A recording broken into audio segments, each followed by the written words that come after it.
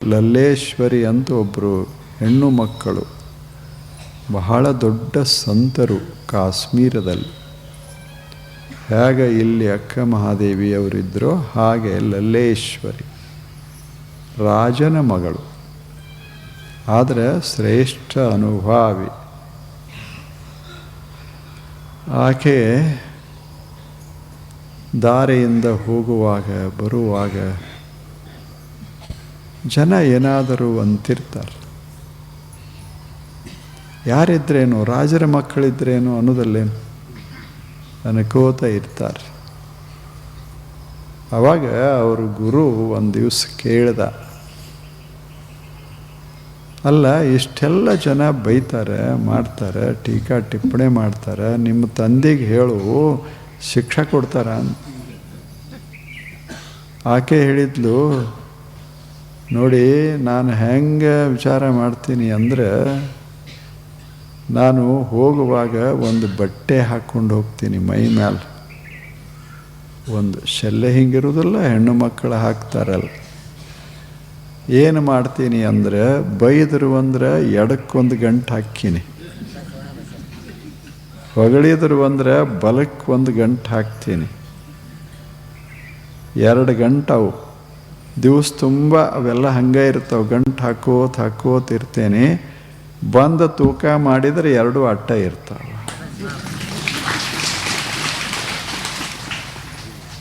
ಮಜಾ ಇಲ್ಲ ಇದು.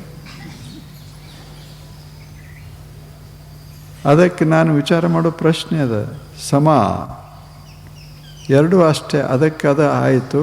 ಪ್ಲಸ್ ಮೈನಸ್ ಕೂಡಿದ್ರೆ ಶೂನ್ಯ. 10 ಅಧಿಕ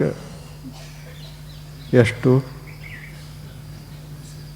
ಪ್ಲಸ್ ಮಾಡಿ ಮೈನಸ್ ಮಾಡಿ ಪ್ಲಸ್ ಅಧಿಕ 10 ಉಣ 10, ಇವೆರಡು ಕೂಡಿಸಿದ್ರೆ ಎಷ್ಟು ಆಕೈತಿ? ಶೂನ್ಯ ಆಗ್ತದೆ. 2 ಕೂಡಿಸಿದ್ರೆ ಶೂನ್ಯ ಆಗ್ತದೆ. ಬರೇ ಅದನ್ನು ಪ್ರತ್ಯೇಕ ಇಟ್ಟು ನೋಡಿದ್ರೆ ತಾಪಾಗ್ತದೆ. 10 ಪ್ಲಸ್ ಇದನ್ನು ನೋಡಿದರೆ ಆನಂದ ಆಗ್ತದೆ. 10 ರೂಪಾಯಿ ಬಂದಾವಲ್ಲ ಅನ್ನಿಸ್ತದೆ. ಮೈನಸ್ 10 ಹೋಗ್ಯಾವ, ಇದಕ್ಕೆ ಮೈನಸ್ ಅಂತೇವಿ. ಹೋಗ್ಯಾವಂತ ಅನ್ನಿಸ್ತು ಅಂದ್ರೆ ತಾಪಾಗ್ತದೆ. 2 ಕೂಡಿಸಿಟ್ರೆ ಈ ಕಡೆ ದುಃಖನೂ ಇಲ್ಲ, ಈ ಕಡೆ ಸುಖನೂ ಇಲ್ಲ, ಶಾಂತ ಆಗ್ತದೆ. ಅದೇ ಜೀವನ. ತೂಗೋ ರೀತಿ ಇದು, ಬದುಕೋ ರೀತಿ ಇದು, ಬದುಕೋ ರೀತಿ. ಅದಕ್ಕೆ ಇದೊಂದು ನೀವು ಪ್ರಯೋಗ ಇಂದ ಅವಶ್ಯ ನಾಳೆ ಮಾಡಬೇಕು. ಇಲ್ಲ ಒಂದು ಬಟ್ಟೆ ತಗೊಂಡು ಅಥವಾ ಒಂದು ಹಗ್ಗ ತಗೊಂಡು, ಎಡಕಿನ ಹಗ್ಗ ಬಲಕಿನ ಹಗ್ಗ ಮತ್ತು 2 ಅಷ್ಟೇ ಇರಬೇಕು. ನೀವು ಗಂಟು ಹಾಕೋತ ಹೋಗ್ರಿ, ಗಂಟು ಹಾಕೋತ ಬರ್ರಿ, ಮನ್ಯಾಗ 2 ತಂದು ಹಿಂಗೆ ಇಡ್ರಿ, ಅವು ಅಟ್ಟೆ ಉದ್ದಿರ್ತಾವೆ. ಗಂಟು ಇದ್ರೇನು ಬಿಟ್ರೇನು ಅಷ್ಟೇ ವಜನ ಇರೋದು. 2 ಅಲ್ಲಿ ಇಡೋದು, ನೀವು ಆನಂದವಾಗಿರೋದು. ನಿನಗೆ ಹೊಂದಾಣಿಕೆ. Plus minus 10 soon. ಹಂಗೆ ಸ್ತುತಿ ಇದು ಪ್ಲಸ್, ಇದು ಮೈನಸ್. ಯಾವುದು? ನಿಂದೆ. ಸ್ತುತಿ ಪ್ಲಸ್ ನಿಂದೆ ಮೈನಸ್ 2 ಕೂಡಿಸಿದ್ರೆ ಶೂನ್. ಹಂಗೆ ಕೂಡಿಸೋ ಕೆಲಸ ನಾವು ಮಾಡ್ಕೋತಿದ್ದೇವೆ ಅಂದರೆ ತಲೆ ಸಮಾಧಾನವಾಗಿರ್ತದೆ. ಸುಲಭಿಲ್ಲ. ಇದು ಗಣಿತ ಶಾಸ್ತ್ರದ ಸೂತ್ರ, ಇದು ಸುಖದ ಸೂತ್ರ. 2 ಪ್ಲಸ್ ಮೈನಸ್ ಜಮಾ ಖರ್ಚ ಮಾಡೋದಿಲ್ಲ. ಮಾಡಿ ಕೊನೆಗೆ ಏನು ಮಾಡ್ತಾರೆ? ಬಾಯಿಗೂಡಿಸ್ತಾರೆ. ಬಾಯಿಗೂಡಿಸೋದಂತಿಲ್ಲ, ಜಮಾ ಖರ್ಚ್ದಾಗ ಬರೀತಾರೆ. ಜಮಾ ಬರ್ಕೋತ ಹೋಗ್ತಾರೆ, ಖರ್ಚು ಬರ್ಕೋತ ಹೋಗ್ತಾರೆ. ಅವು ಹೆಚ್ಚು ಕಡಿಮೆ ಇರ್ತಾವಲ್ಲ, ಅದನ್ನು ಬಾಯಿಗೂಡಿಸಿ ಬಿಡ್ತಾರೆ. ಖರ್ಚಾದದ್ದು ಇಷ್ಟು, ಜಮಾ ಬಂದದ್ದಿಷ್ಟು, ಉಳಿದದ್ದಿಷ್ಟು ಅಂತ ಹೇಳಿ ಅದನ್ನು ಶೂನ್ಯ ಮಾಡಿಬಿಡ್ತಾರೆ. ಭಾಳ ಆರಾಮಿರ್ತಾರೆ ಅವರು. ಆ ಪುಸ್ತಕ ಅಲ್ಲೇ ಇಟ್ಟು ಹೋಗಿ ಮನ್ಯಾಗ ಆರಾಮ ಮಲಗಿರ್ತಾರೆ. ಖರೇ ವ್ಯಾಪಾರಿಗಳು ಬಹಳ ಆನಂದವಾಗಿರ್ತಾರೆ. ಅವ್ರದ್ದು ತರೋದು ಇವ್ರಿಗೆ ಕೊಡೋದು ಮಜಾದಾಗಿರೋದು ಹೆಂಗಿರ್ತಾರೆ. ಜಮಾ ಖರ್ಚು ಅವರಷ್ಟು ಯಾರೂ ಬರೆಯಂಗಿಲ್ಲ, ಆರಾಮಿರ್ತಾರೆ. ನಾವು ಯಾವಾಗರೆ ಒಂದಿಟ್ಟು ಜಮಾ ಖರ್ಚು ಬರೋದು ಎಷ್ಟು ತಾಪ ಮಾಡ್ಕೋತೇವಿ. ಬೇಕು ಜೀವನ ಅಂದರೆ ಒಂಥರ ಅದಕ್ಕೆ ಹೊಂದಿಸಿ ಹೋಲಿಸಿ ನಾವು ನಿಶ್ಚಿಂತವಾಗಿರೋದು ಜೀವನ. ಅಶೋಚ್ಯಾನನ್ವಶೋಚಸ್ತ್ವಂ ಪ್ರಜ್ಞಾವಾದಾಂಶ್ಚ ಭಾಷಸೆ ಗತಾಸು ನಗತಾಸೂಶ್ಚ ನಾನು ಶೋಚಂತಿ ಪಂಡಿತಾಃ. ಎಷ್ಟು ಚಲೋ ಮಾತು, ವ್ಯಾಸ ಮಹರ್ಷಿ ಹೇಳಿದ ಮಾತು ಇದು. ಅನ್ವಶೋಚಸ್ತ್ವಂ, ಸುಮ್ಮನೆ ಶೋಕ ಮಾಡಬಾರದ, ಚಿಂತೆ ಮಾಡಬಾರದ ಸಂಗತಿಗಳಿಗೆ ಮನುಷ್ಯನೇ ಯಾಕೆ ಚಿಂತೆ ಮಾಡ್ತೀಯ?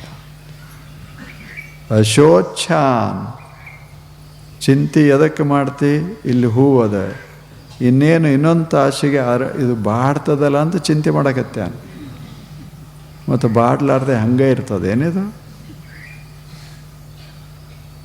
ಅಶೋಚ್ಯಾನ್, ಇಷ್ಟು ಗೊತ್ತಿದ್ರೂ ಸಹಿತ ಬಾಡ್ತದ ಅಂತ ಗೊತ್ತಿದ್ರೂ ಬಾಡ್ತದ ಅಂತ ಚಿಂತೆ ಮಾಡ್ತಿ ಅಂದಾಗ ನೀನು ಶಾಣೆ ಅಲ್ಲ.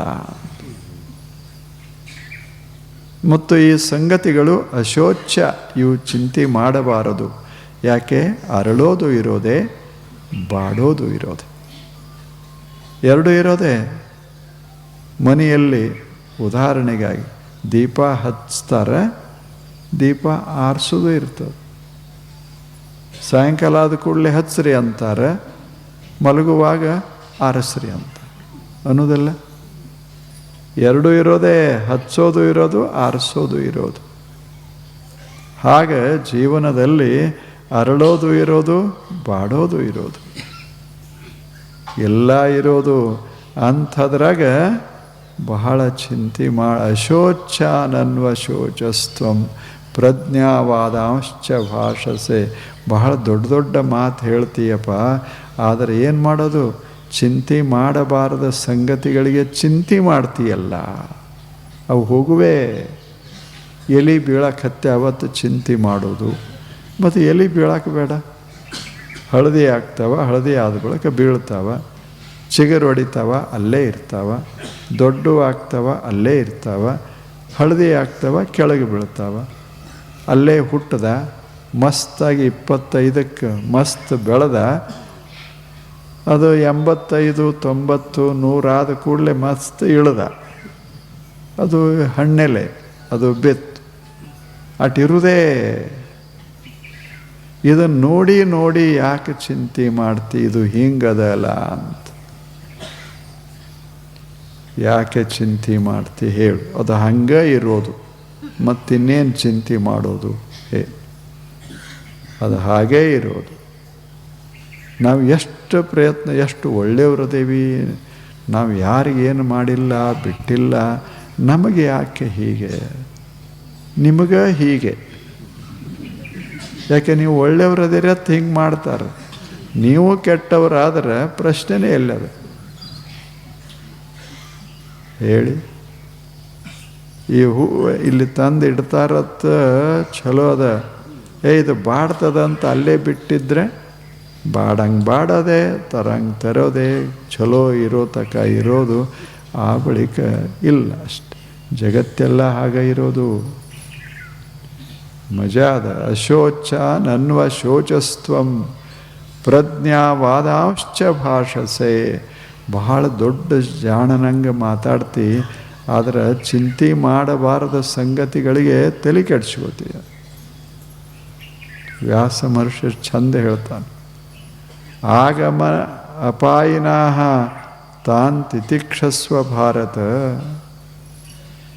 ಪ್ರಜ್ಞಾವಾದಾಂಶ್ಚ ಭಾಷಸೆ ಗತಾಸು ನಗತಾಸೂಶ್ಚ ನಾನು ಶೋಚಂತಿ ಪಂಡಿತಾಃ. ಖರೇ ತಿಳಿದವ್ರು ಹೆಂಗಿರ್ತಾರಂದ್ರೆ ಹೆಂಗಿರ್ತಾರೆ? ಆಗಮಪಾಯಿನ ಹೇಳಿ.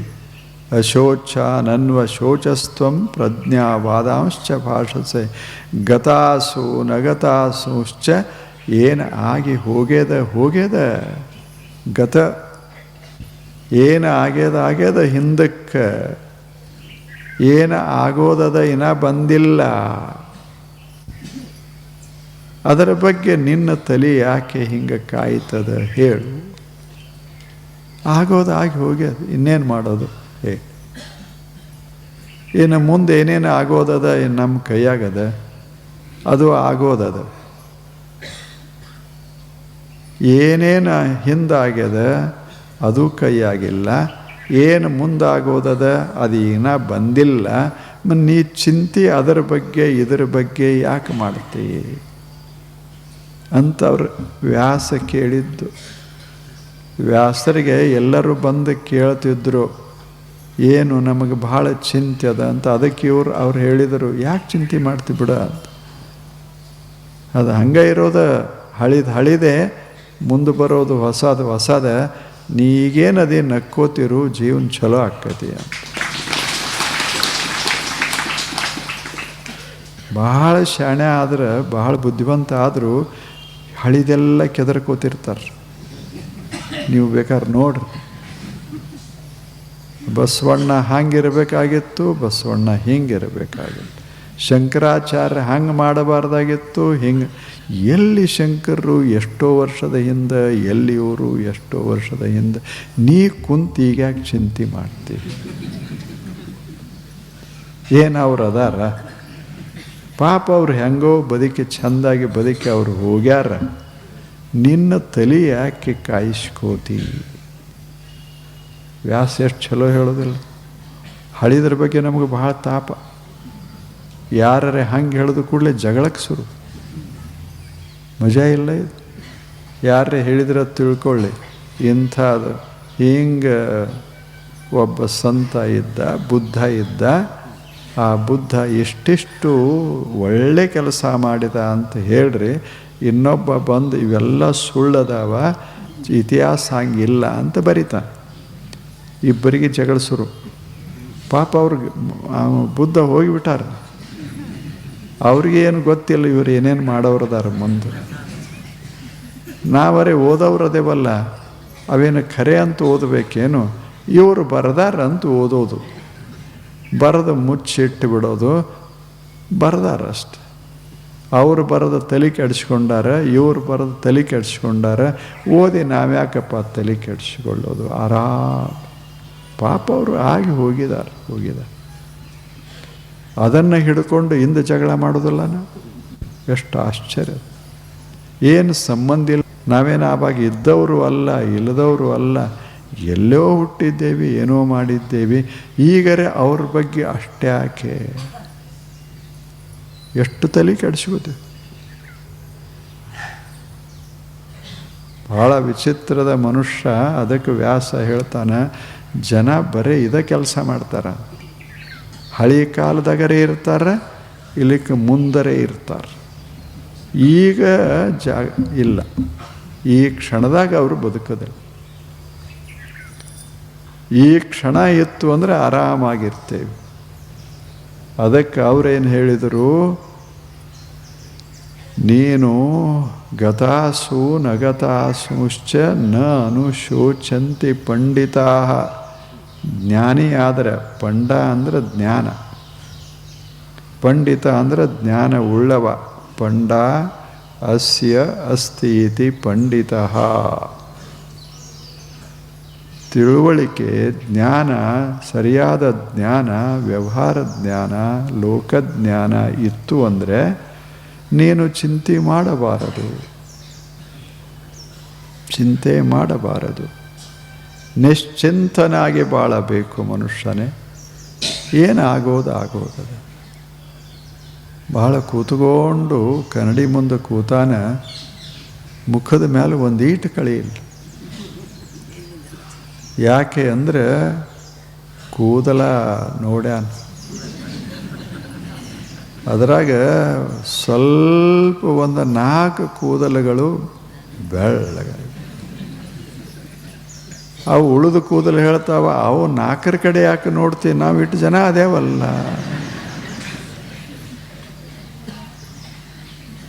ಆದರೆ ಕನ್ನಡಾಗ ನೋಡಾಗ ಅವು ಯಾವೂ ಕಾಣೋದಿಲ್ಲ, ಬರೀ ಅವು 4 ಕಾಣಕ್ಕೆ ಶುರುವಾಗ. ನೀವು ಪ್ರಯೋಗ ಮಾಡಿ ನೋಡ್ರಿ ಬೇಕಾದ್ರೆ, ಬರೀ ಅವೇ ಕಾಣ್ತಾವೆ, ಕಾಣೋದಿಲ್ಲ 4. ಅಲ್ಲಿಂದ ಹೋಗಿ ಮನೆಯವ್ರಿಗೆ ಹೇಳ್ದ, ನನ್ನ ಕೂದಲು ಹೆಂಗೆ ಕಾಣ್ತಾವ ಅಂತ. ಚಲೋ ಅದಾವ ಅಂದ್ರೆ ಅವರು, ಮಸ್ತ್ ಅದಾವ. 4 ಕಡೆ ನೋಡಿಲ್ಲ ನೀನು, 4 ಕಡೆ ನೋಡು ಅಂದ್ರೆ. ಅವರು ನೋಡಿದರು, ಹೌದಲ್ಲ ಇನ್ನು ಹೆಂಗೆ ಮಾಡೋದು. ಅವರು ಶುರು, ಅವರು 2 ಥರ, ನಂದು ಹಿಂಗಾದರೆ ಹೆಂಗೆ.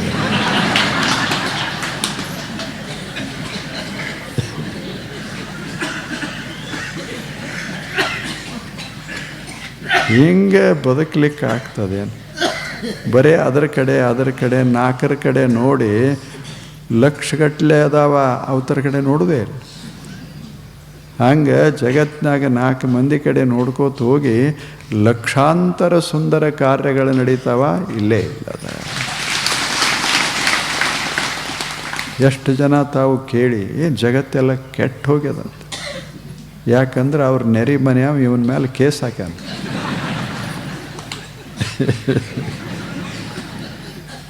ಏನದು ಜಗತ್ತಿನಾಗೆಲ್ಲ ಜಗಳ ಗಂಟರು ಅಂತ. ಇವನ ಜಗಳ ಮಾಡ್ಯಾನ. ಹೌದಲ್ಲ ಹೇಳಿ. ಮತ್ತು ಇವನ ದೃಷ್ಟಿಯೊಳಗೆ ಈ ಜಗತ್ತೆಲ್ಲ ಜಗಳ ಗಂಟು. ಹಂಗದ ಏನು, ಒಬ್ಬನೇ ಇರವ, ಇವನ ಮ್ಯಾಗ ಕೇಸ್ ಹಾಕದವ. ಅಲ್ಲಿಂದ ಅವ್ರು ವಕೀಲರು ಆರಾಮನೇ, ಇಂಥವ್ರು ಬರ್ತಾರೆ ಹೋಗ್ತಾರೆ, ನಾವು ಯಾಕೆ ತಲೆ ಕೆಡಿಸ್ಕೊಳ್ಳೋದು ಅಂತ. ವಕೀಲರು ಭಾಳ ಜಾಣರು. ಇವ್ರದ್ದು ಕೇಳೋದು ಅಲ್ಲಿ ಹೇಳೋದು, ಇವ್ರದ್ದು ಕೇಳೋದು ಅಲ್ಲಿ ಹೇಳೋದು, ಫೀ ತೊಗೊಂಡು ತಮ್ಮ ಮನೆಗೆ ಆರಾಮಾಗಿ ಹೋಗ್ತಾರೆ. ಇವ್ರ ಜಗಳ ಮನೆಗೆ ಯಾಕೆ ಹೋಯ್ತಾರ ಅವ್ರು. ಚೆಂದಾಗಿರ್ಬೇಕು. ಅವ್ರು ನಿಮ್ಮ ಜಗಳ ನಿಮ್ಮ ಕೂಡ, ನಮ್ಮ ಕಿಶೆಗೆ 4 ರೂಪಾಯಿ. ವ್ಯಾಪಾರಿನೂ ಹಂಗೆ, ನಿನ್ನ ರೊಕ್ಕ ನಿನ್ನ ಸಾಮಾನ ಒಯ್, ನೀ ಚೆಲ್ಲರೆ ಚೆಲ್ಲು, ಒಗದರೆ ಬಗೆ, ಏನರೇ ಮಾಡು. ನಮಗೊಂದು ರೊಕ್ಕ ಬಂದದ, ನೀವೊಂದು ಸಾಮಾನು ಒಯ್ದು ಮುಗೀತಲ್ಲ. ಹಂಗೆ ಅವ ಏನು ಓದಿ ಏನೇನು ಮಾಡ್ತಾನಂತ ಅವ್ರು ಬೆನ್ನತ್ತಿರ್ತಾರೆ. ಏನೂ ಮಾಡೋದಲ್ಲ, ಅವು ಏನು ಯಾಕೆ ಮಾಡೋಲ್ಲ, ಯಾಕೆ. ಹಂಗೆ ಇರಬೇಕು ಮನುಷ್ಯ. ಹಾಗಿರೋದು. ಹಾಗಿತ್ತು ಅಂದರೆ ಜೀವನ ಬಹಳ ಸುಂದರ ಆಗ್ತದೆ. ಇದು ಏನು ನಿಶ್ಚಿಂತ ಜೀವನ.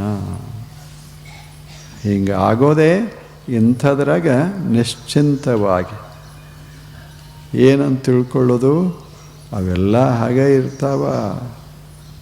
ಅವು ಹಾಗೆ ಈ ಜಗತ್ತಿನ ಭಾಗಗಳವೆಲ್ಲ. ಹಿಂದೆ ಆಗಿದ್ದೇ ಇರಲಿ, ಮುಂದಾಗೋದೇ ಇರಲಿ, ಅವೆಲ್ಲ ಜಗತ್ತಿನ ಭಾಗಗಳು. ಅವುಗಳನ್ನು ಹಂಗದಾವಂತ ತಿಳ್ಕೊಂಡು ನಾವು ನಿಶ್ಚಿಂತವಾಗಿರೋದು. ಇಡೀ ಜಗತ್ತನ್ನೆಲ್ಲ ಕಸಗೂಡಿಸಿ ಆ ಬಳಿಕ ತಿರುಗಾಡ್ಲಿಕ್ಕೆ ಆಗ್ತದೇನು. ಹಳ್ಳ್ಯಾಗ ಭಾಳ ಚಲೋ ಹೇಳ್ತಾರೆ, ಏನು ಹೇಳ್ತಾರೆ, ನಿನ್ನ ಕಾಲಿಗೆ ಒಂದಿಟ್ಟು ಚಪ್ಪಲ್ ಮಾಡಿಸಿಗೋ, ಆರಾಮ್ ತಿರುಗಾಡ್ತಿ. ಇನ್ನು ಎಲ್ಲಿ ಹೋದಲ್ಲೆಲ್ಲ ಮುಳ್ಳದಾವ, ಅದನ್ನೆಲ್ಲ ಸ್ವಚ್ಛ ಮಾಡಿಕೊಂಡು ಹೋಗ್ತೇನೆ ಅಂದರೆ ಇನ್ಯಾವಾಗ ಜಗತ್ತು ಸ್ವಚ್ಛ ಆಗೋದು. ನೀ ಪ್ರಯಾಣ ಮಾಡೋದು ಹೆಂಗೆ. ಅವು ಕಲ್ಲಿರೋದೆ, ಮುಳ್ಳಿರೋದೆ, ಎಲ್ಲ ಇರೋದು. ನಿನ್ನ ಕಾಲಿಗೆ ಪೆಟ್ಟಾಗದಂಗೆ ನೋಡ್ಕೊಂಡು ಹೋಗಿಬಿಡು ಈ ಜಗತ್ತಿನ. ಆಗ್ತದಿಲ್ಲ ಹೇಳಿ. ಅದು ಮಹಾರಾಜರು ಅವರು ಒಂದು ಶಾಸನ ಹೊರಡಿಸಿದರು. ಇಡೀ ಭೂಮಂಡಲದ ಮೇಲೆ ಏನು ಮಾಡೋದು, ಆವರಣ ಮಾಡೋದು, ಎಲ್ಲ ಮುಚ್ಚಿಬಿಡೋದು, ಮಸ್ತಾಗಿ ನಡೆಯಕ್ಕೆ ಬರಬೇಕು. ಈಗ ಪೇವರ್ ಹಾಕ್ಯಾರಲ್ಲ, ಹಿಂಗೆ ಎಲ್ಲ ಕಡೆ ಹಾಕಿಬಿಡ್ಬೇಕು. ಅವಾಗ ಹುಚ್ಚು ಅನ್ನೋದಲ್ಲೇನು. ಮಹಾರಾಜನೇ ನಿನ್ನ ಕಾಲಿಗೆ ಹಾಕೋ, ಆರಾಮಿರ್ತಿ ಈ ಜಗತ್ತಿನಾಗ. ಇನ್ನೆಲ್ಲ ಇದನ್ನು ಹಾಕಿ ಮಾಡಿ ಸಂತೋಷ ಪಡೋದು ಇನ್ಯಾವಾಗ. ಮಳೆ ಬಂತು, ನಿಂದ ಒಂದು ಛತ್ರಿ ಹಿಡ್ಕೊಂಡು ಹೊಂಡೋದು. ಎಲ್ಲಿಯೂ ಮಳೆ ಬರಬಾರ್ದು ಅಂದ್ರೆ ಅದೇ ಹಂಗಾಗತ್ತೆ. ಚಳಿ ಬತ್ತು ಅಂದರೆ ಒಂದು ಕೋಟ್ ಹಾಕ್ಕೊಂಡು ಬಿಡೋದು. ಯಾರೇ ಬೈದರು ಅಂದ್ರೆ ಮುಂದೆ ಹೋಗಿ ಬಿಡೋದು. ಬೈದವ್ರು ಬೈದಿರ್ತಾರೆ, ನೀವು ಅಲ್ಲಿರ್ತೀರಿ, ಆರಾಮ ಹಾಡ್ಕೋತ ಹೋಗಿ ಬಿಡೋದು. ಭಾಳ ಮಸ್ತಿದ್ರು ಏಕನಾಥ, ಹಾಡ್ಕೋತೀರ. ಬೈತಿದ್ರು ಅವರು ಜನ, ಇವ ಹಾಡ್ಕೋತೀರವ. ಮನ್ಯಾಗ ಹೆಂಡತಿ ಕೇಳಿದ್ಲು, ಹಿಂಗ್ಯಾಕೆ ನೀವು? ನಮ್ಮಲ್ಲಿ ಹಾಡ್ದವ, ಅವರಲ್ಲಿ ಬೈಗಳದವ.